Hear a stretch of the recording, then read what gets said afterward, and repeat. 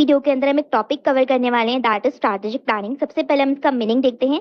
Strategic planning के अंदर एक वर्ड आ रहा है दैट इज स्ट्रैटेजी। स्ट्रैटेजी का मतलब क्या होता है? जब आप कभी भी प्री प्लानिंग करके चलते हो, यानी कि आपने पहले से प्लानिंग कर रखी है एंड आप उस प्लानिंग के अकॉर्डिंग स्टेप बाय स्टेप चीजों को करते हो ताकि आप कोई भी एक पर्टिकुलर गोल को अचीव कर सको। तो वैसे ही स्ट्रैटेजिक प्लानिंग एक ऐसा प्रोसेस होता है जिसके अंदर कोई भी जो ऑर्गेनाइजेशन होती है उसको किस डायरेक्शन में काम करना चाहिए, साइड बाय साइड उन्हें अपने डिसीजन को किस तरीके से लेना चाहिए, उसके लिए वो स्ट्रैटेजिक प्लानिंग करते हैं। स्ट्रैटेजिक प्लानिंग के अंदर कंपनी ये देखती है कि जो भी उनके पास अवेलेबल रिसोर्सेज हैं उसको वो किस तरीके से एलोकेट करें ताकि कोई भी रिसोर्स वेस्ट ना हो।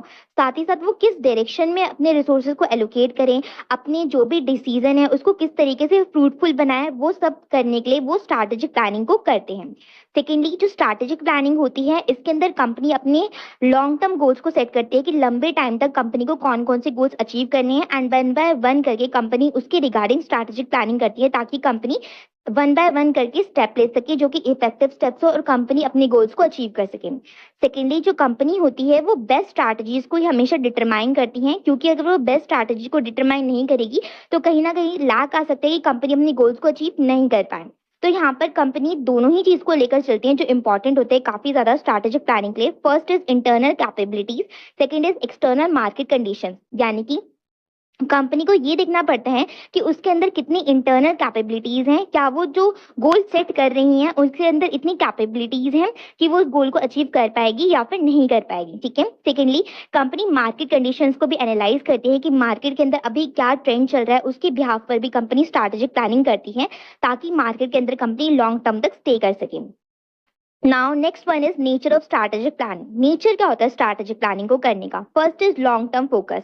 डेफिनेशन में भी मैंने आपको एक्सप्लेन करा था कि जो स्ट्रैटेजिक प्लानिंग होती है कंपनी हमेशा लॉन्ग टर्म गोल्स उसमें सेट करती है। सो जो स्ट्रैटेजिक प्लानिंग है उसके अंदर कंपनी लॉन्ग टर्म गोल्स पे फोकस करती है rather than short term objectives, because company का यहाँ पर एक क्लियर विजन होता है कि उन्हें मार्केट के अंदर लॉन्ग टर्म तक स्टे करना है और अपना फ्यूचर फ्रूटफुल करना है। Second is comprehensive approach. जो कंपनी होती है वो हमेशा वेरियस एक्सपेक्ट्स को लेकर चलती है अपनी ऑर्गेनाइजेशन के अंदर। इसके अंदर वो अपने मिशन को, रिसोर्सेज को, एक्सटर्नल इन्वायरमेंट को, सभी चीज़ों को इंक्लूड करती हैं, क्योंकि स्ट्रैटेजिक प्लानिंग एक कॉम्प्रिहेंसिव अप्रोच है। उसके अंदर सारी कंपनी के एक्सपेक्ट को इन्वॉल्व करा जाता है, तभी तो कंपनी अपने गोल्स को अचीव कर पाएगी स्ट्रैटेजिक प्लानिंग बनाकर।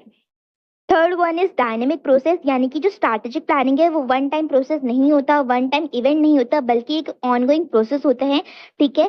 कंपनी को रेगुलरली अपने आप को रिव्यू करना पड़ता है, एनालाइज करना पड़ता है, मार्केट कंडीशंस को एनालाइज करना पड़ता है, उसको समझना पड़ता है, फिर उसके बिहाफ पर कंपनी स्ट्रैटेजिक प्लानिंग को करती है। साथ ही साथ कंपनी को ये भी ध्यान रखना पड़ता है कि क्या क्या मार्केट के अंदर सर्कमस्टांसेस चेंज हो रहे हैं, उसके बिहाफ पर कंपनी को अपनी स्ट्रैटेजिक प्लानिंग को इन्हांस करना पड़ता है, चेंज करना पड़ता है with the time. Now fourth one is involvement of stake holders. जो इफेक्टिव स्ट्रैटेजिक प्लानिंग होती है वो हमेशा से इनपुट्स को इनटेक करती है, यानी कि कंपनी के जो वेरियस स्टेक होल्डर्स होते हैं उनकी मीटिंग कंडक्ट होती है, वो भी अपने कुछ पॉइंट ऑफ व्यू रखते हैं, अपनी इनपुट्स रखते हैं, फिर उसके बिहाफ पर भी कंपनी स्ट्रैटेजिक प्लानिंग को क्रिएट करती है। अब स्टेक होल्डर्स के अंदर कंपनी मैनेजमेंट, एम्प्लॉयज, कस्टमर्स, इन सबके जो फीडबैक्स होते हैं, इन सबके जो इनपुट्स होते हैं उन सबको लेती है, उसके अकॉर्डिंग स्ट्रैटेजिक प्लानिंग बनाती है ताकि कंपनी हर किसी का ओपिनियन ले सके और बेस्ट स्ट्रैटेजिक प्लानिंग बना सके। Next one is alignment with mission and vision. यानी कि कंपनी जो होती है वो स्ट्रैटेजीज को अलाइन करती है, किस तरीके से कंपनी ऑर्गेनाइजेशन के मिशन को भी और उसका विजन दोनों ही को लेकर चलती है, फिर उसी के बिहाफ पर वो स्ट्रैटेजिक प्लानिंग बनाती है। इसके अंदर कंपनी एक अप्रोच रखती है कि किस अप्रोच से उन्हें ऑब्जेक्टिव को अचीव करना है।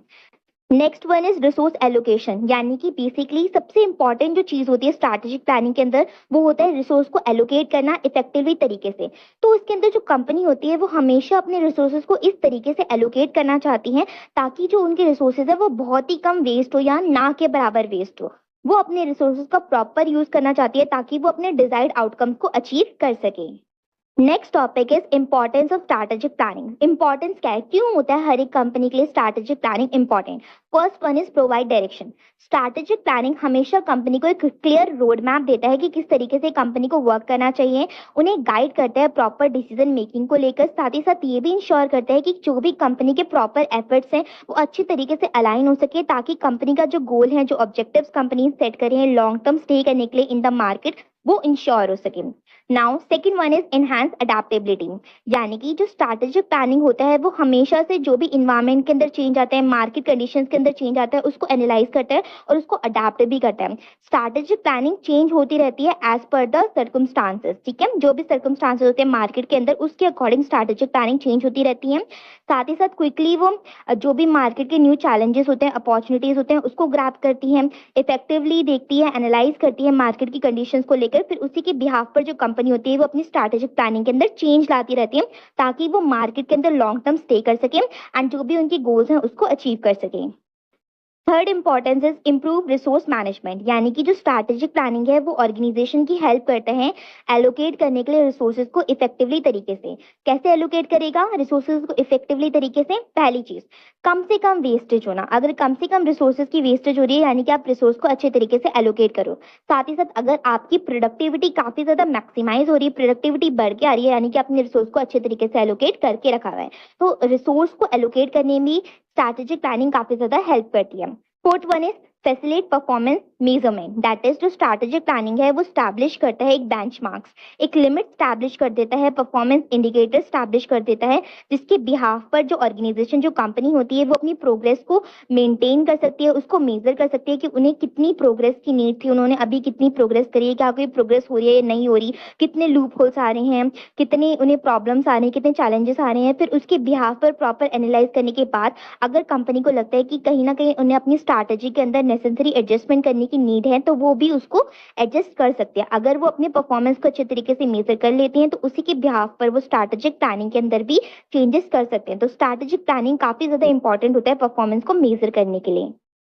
Next one is increase stake holder engagement, यानी कि जो स्ट्रैटेजिक प्लानिंग है वो स्टेक होल्डर्स की इंगेजमेंट को भी काफी ज्यादा इंक्रीज कर देता है। कैसे?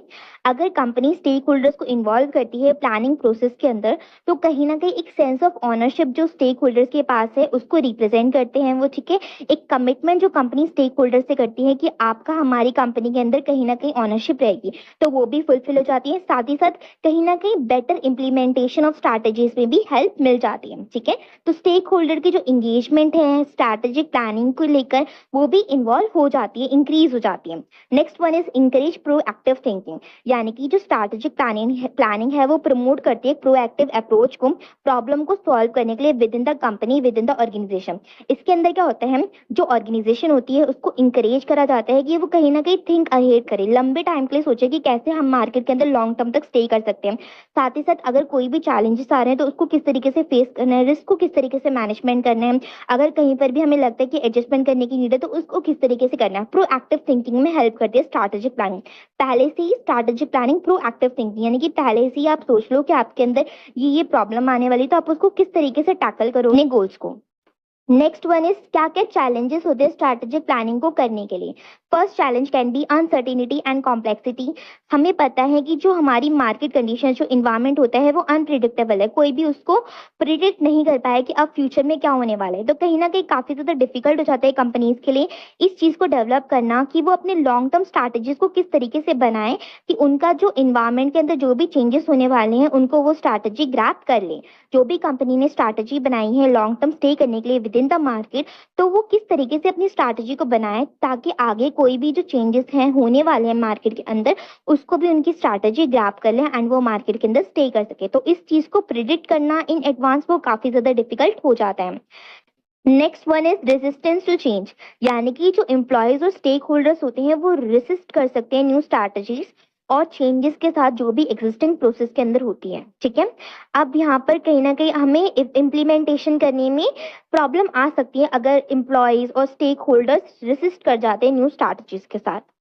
Next one is resource constraint, that is company के पास हमेशा से लिमिटेड रिसोर्स होते हैं। यहाँ पे उनका लिमिटेड मतलब टाइम भी जो होता है कंपनी के पास लिमिटेड होता है, फाइनेंस भी, पैसे भी उनके पास लिमिटेड होते हैं। तो वो किस तरीके से अपने रिसोर्सेज, टाइम और फाइनेंस को मैनेज कर सके ताकि वो इफेक्टिव स्ट्रैटेजिक प्लानिंग को क्रिएट कर सके। इस तरीके से एनालाइज करना अपने पूरे फाइनेंस को, रिसोर्सेज को अच्छे तरीके से एलोकेट करना विदाउट एनी वेस्टेज, टाइम को इफेक्टिवली यूज करना कैसे करेगी कंपनी उस वो भी एक चैलेंज होता है। Next one is inadequate data, that is अगर कंपनी के पास लैक ऑफ एक्यूरेट और टाइमली इंफॉर्मेशन की कमी होती है तो कहीं ना कहीं उनके जो डिसीजन है उस पर काफी ज्यादा इम्पैक्ट पड़ता है, एंड कहाँ जो वो डिसीजन फ्रूटफुल होने वाला था वो डिसीजन में भी कन्वर्ट हो सकते हैं अगर कंपनी के पास रिलेवेंट इन्फॉर्मेशन नहीं है या फिर lack of accurate and timely information है। Next one is over reliance on past experience, यानी कि जो कंपनीज होती हैं वो कहीं ना कहीं हो सकते हैं कि वो टू हैवीली रिलाई कर जाए अपने पास्ट सक्सेस को लेकर। कंपनी अभी तक काफी सक्सेस पा रही है और वो डिपेंड करती है कि हमने अभी तक हमारी जो हिस्ट्री रही है मार्केट के अंदर काफी अच्छी रही है, हमने हमेशा सक्सेस पाई है, तो उसको लेकर वो काफी हैवीली डिपेंड हो जाती है अपनी पास्ट सक्सेस को लेकर। तो अगर कहीं पर भी उन्हें फिर प्रॉब्लम आ जाती है कि न्यू ट्रेंड्स अगर मार्केट के अंदर हो रहे, सर्कमस्टांसेस हो रहे, तो कंपनी उसको चेंज नहीं करना चाहती। वो ये सोच रही है कि अभी तक हमारी जो भी स्ट्रैटेजी चल रही थी उसके बिहाफ पर हमने काफी अच्छी सक्सेस पाई, तो हम क्यों ही अपनी स्ट्रैटेजी को चेंज करें। तो वहां पर अगर वो इनोवेशन को नहीं अपनाएगी, अडेप्ट नहीं करेंगी न्यू न्यू ट्रेंड्स को, न्यू न्यू सर्कमस्टांसेस के अकॉर्डिंग अपनी स्ट्रैटेजी को रिक्रिएट नहीं करेंगी, तो ये भी एक चैलेंज आ जाता है। Next one is communication gap. अगर इन इफेक्टिव कम्युनिकेशन हो रही है स्ट्रैटेजिक प्लानिंग के अंदर, सभी जो भी एक्सपेक्ट होते हैं कंपनी के वो आपस में अच्छे तरीके से बात नहीं कर पा रहे, तो कहीं ना कहीं मिसअंडरस्टैंडिंग्स क्रिएट होने के चांसेस होते हैं एंड लैक ऑफ अलाइनमेंट होने के चांसेस होते हैं with in the team members, जिसके बिहाफ पर जो स्ट्रैटेजी होती है वो गलत बन सकती है, क्योंकि यहाँ पर एक कम्युनिकेशन गैप आ रहा है। कोई भी अपनी अपने जो थॉट प्रोसेस होता है उसको अच्छे तरीके से एक्सप्रेस नहीं कर पा रहा है, या एक्सप्रेस कर भी रहा है तो कहीं ना कहीं मिसअंडरस्टैंडिंग्स क्रिएट हो जा रही है with in the team members. तो यहाँ पे स्ट्रैटेजिक प्लानिंग अच्छे तरीके से बनी, फ्रूटफुल हो कंपनी के लिए, उसके चांसेस कम हो जाते हैं। नाउ नेक्स्ट टॉपिक है स्टेप्स ऑफ स्ट्रैटेजिक प्लानिंग, जो one of the most important topic है। ठीक है, अभी तक हमने बात करा इसका मीनिंग क्या होता है, नेचर, इंपॉर्टेंस और चैलेंजेस क्या होते हैं स्ट्रैटेजिक प्लानिंग के अंदर। अब कोई भी कंपनी स्ट्रैटेजिक प्लानिंग को किस तरीके से क्रिएट करेगी ये हम देखते हैं। First step is define the mission and vision, यानी कि सबसे पहले कंपनी इस चीज को डिफाइन करती है कि उनका मिशन क्या है और उनका विजन क्या है। विजन जो होता है वो कंपनी का लॉन्ग टर्म तक होता है और जो मिशन होता है वो शॉर्ट टर्म तक होता है, तो कंपनी इसको कैलकुलेट करती है। मिशन का मतलब है कंपनी का क्या पर्पस है, किस पर्पस के लिए वो स्ट्रैटेजिक प्लानिंग को बनाना चाहती है। विजन जो होता है वो फ्यूचर को बताता है। ठीक है, फ्यूचर में कंपनी 10 साल बाद किस चीज को अचीव करना चाहती है, किस लेवल तक पहुंचना चाहती है। तो सबसे पहले कंपनी को स्ट्रैटेजिक प्लानिंग बनाने के लिए अपना मिशन और विजन को क्लियर करना पड़ता है, उसको डिफाइन करना पड़ता है। Second step is conduct a situational analysis.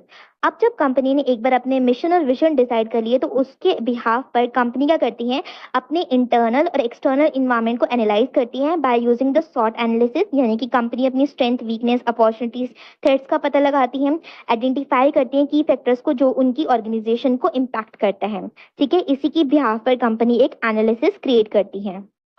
Next one is set strategic goals, यानी कि इस एनालिसिस के बेस पर कंपनी जो होती है वो अपने establish, clear, measurable, achievable long term goals को स्टैब्लिश कर पाते हैं। क्यों? क्योंकि कंपनी ने पहले क्या करा था, मिशन विशन डिसाइड कर लिया, फिर कंपनी ने अपनी इंटरनल एक्सटर्नल इन्वायरमेंट को अच्छी तरीके से एनालाइज कर लिया।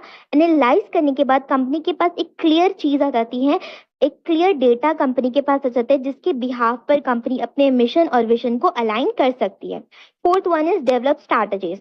जब एक बार कंपनी बेस्ट स्ट्रैटेजीज को डिटरमाइन कर लेती है तो उसको किस तरीके से अचीव करना है, क्या स्ट्रैटेजी हमें बनानी है, कितने हमारे पास रिसोर्सेज है, उसके बिहाफ पर कंपनी अपनी स्ट्रैटेजीज को क्रिएट करना स्टार्ट कर देती है, जो उनकी लॉन्ग टर्म गोल्स को, उनके मिशन और विजन को अचीव करने में हेल्प करता है।